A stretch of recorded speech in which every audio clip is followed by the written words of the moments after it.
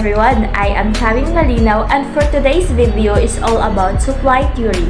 There are two categories of supply theory, the firm supply and the industrial supply. But before we discuss those topics, let's define supply first. So, what is supply? Supply is a fundamental economics concept that describes the total amount of a specific good or service that is available to consumers. Supply can relate to the amount available at a specific price or the amount available across a range of prices if displayed on a graph. This relates closely to the demand for a good or service at a specific price, all this being equal.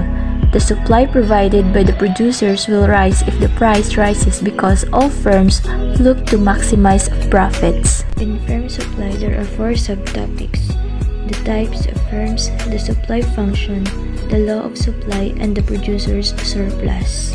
A firm is a kind of business organization that allows two or more individuals to operate a company together under the guise of a joint venture.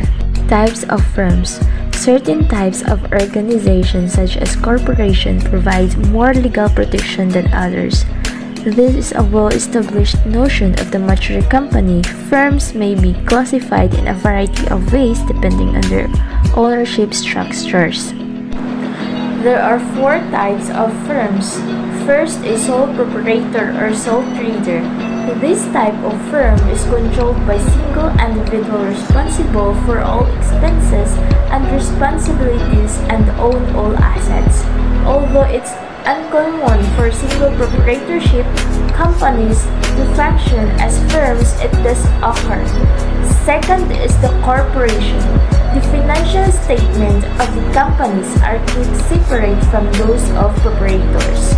The company owners are not responsible for business expenses, litigation, or other responsibilities. Third is partnership. This type of firm is a partnership owned by two or more individuals. The number of partners is unlimited. Each partner is personally responsible for all company responsibilities, and collectively they control the firm assets. Fourth is financial cooperative. This type of firm is comparable to a corporation in that its own have liability, still investors have a voice in how business cooperate. What is supply function? The supply function is a mathematical formula that represents the relationship between quantity supplied, price of the commodity, and other related variables. Here, the quantity supplied is expressed as a function of the price. It helps businesses and governments to study and monitor a company's demand-supply situation. The supply function can be written in the form of an equation. QS is equal to C plus DP, where QS is quantity supplied, C is the level of supply independent of price, P is the market price of the product, and D is the price coefficient of supply. For example, QS is equal to negative 350 plus 10P. The given price is 35, so let's solve.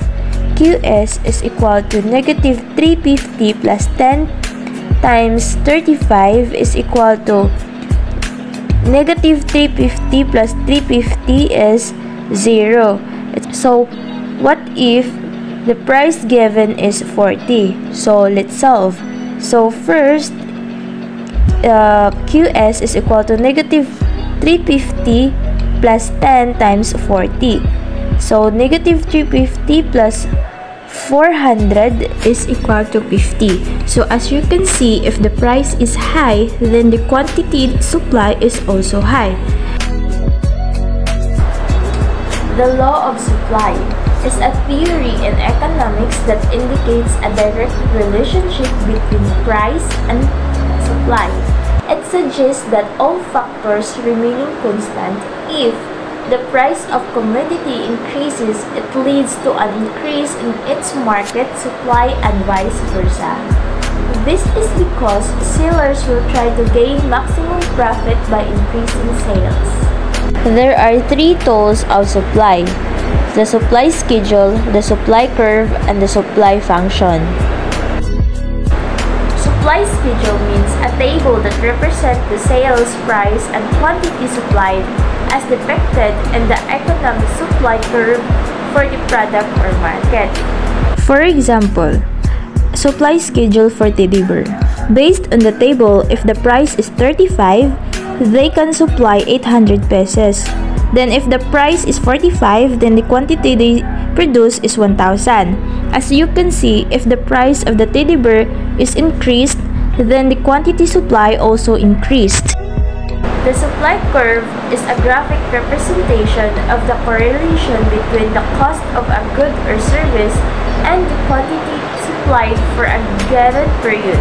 In a typical illustration, the price will appear on the left vertical axis while the quantity supplied will appear on the horizontal axis. Using the example in supply schedule, so let's graph the data. So as you can see, the slope of the graph is upward sloping. Supply function is a mathematical equation that expresses the quantity of a commodity supplied as a function of the commodity's price. As you can see the table, there are missing quantity supply. To get the quantity supply, let's solve using this formula. QS is equal to 100 plus 20p. So first, we have given price is 40. So QS is equal to 100 plus 20. Then substitute P to 40. Then QS is equal to 100 plus 20 times 40. 100 plus 800 is 900. So, the quantity supply is 900. Then repeat the same process. Law of supply states that with the price increase, then the quantity of supply also increase. And if the price decreases, then the quantity of supply also decreased, or ceteris paribus. Producer surplus is a difference between how much a person would be willing to accept for a given quantity of a good versus how much they can receive by selling a good at the market price. The difference or surplus amount is the benefit the producer receives for selling the good in the market. A producer surplus is generated by market prices in excess of lowest price producer would otherwise be willing to accept for their goods. This may relate to Walras law. There are three subtopics in industry supply. First is industry equilibrium in short and long run. Second is the zero profit, and third is the rental rates and the price.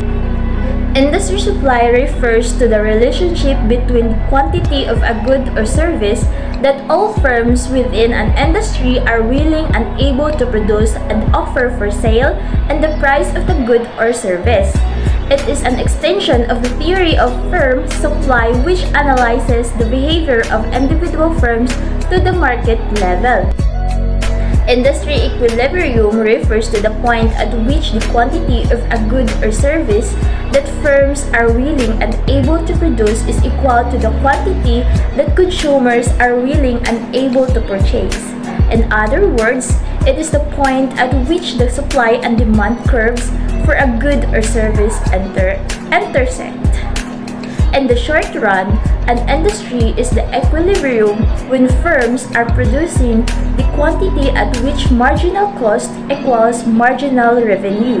At this quantity, firms are maximizing their profits and the market price is determined by the intersection of the supply and demand curves. However, the number of the firms and their production capacities are fixed in the short run.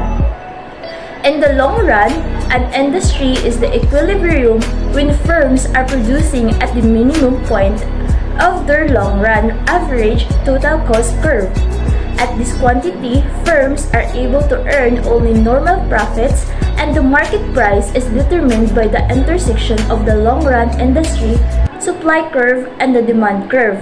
In the long run, firms can enter or exit the industry and existing firms can change production capacity. In economics, zero profit in the industry supply means the firm and the industry are earning only enough revenue to cover their cost of production. This means that firms are not making any economic profit, but they are still able to stay in business. Zero profit is a normal condition in a perfectly competitive market, as firms are unable to charge a higher price than the market price due to competition. In this case, firms will only continue to produce as long as their revenue covers their costs. Rental rates and price are related but different concepts. Rental rates refer to the cost of renting a property such as apartment or a commercial space for a specific period of time. The rental rate is typically expressed as a monthly or annual cost and is usually determined by the landlord or property owner. Price, on the other hand, refers to the cost of purchasing a property. The price of a property is determined by factors such as location, size, condition, and current state of the real estate market. A property's price can be affected by changes in demand, interest rates, and other economic factors. Rental rates and proper are related because they are both affected by the demand for a property.